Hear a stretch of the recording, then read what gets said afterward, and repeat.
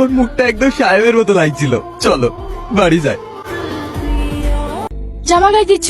কোথাও যাবা নাকি? হ্যাঁ, বাড়ি যাব। বাড়ি যাবা মানে? মা, এ তো শাহিন বাড়ি যাবে বলছে। বাড়ি যাবে সে ঠিক আছে, কিন্তু সাইড করে একটা নতুন কাজে জয়েন করবে। আমার মনে হয় ওই বন্ধা নারীর মুখ না দেখাই ভালো, তাতে অকল্যাণ হবে। বন্ধা নারী মানে? তুমি তো জানো তোমার ভাই ভাবির কোনো সন্তানাদি নেই, তাহলে তোমার ভাবি বন্ধা হলো না?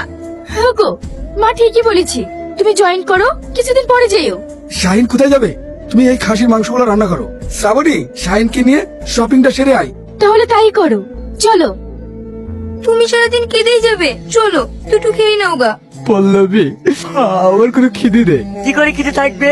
যে ভাই খেয়ে না খেয়ে বলে পিঠে করে মানুষের মতন মানুষ করলো, সেই ভাই হয়ে গেল স্পট। মানুষ এত স্বার্থপর হতে পারে? বিশু, কোথায় আমার ভাইকে সাথে আমার বলবি নি? কেন বলবো না?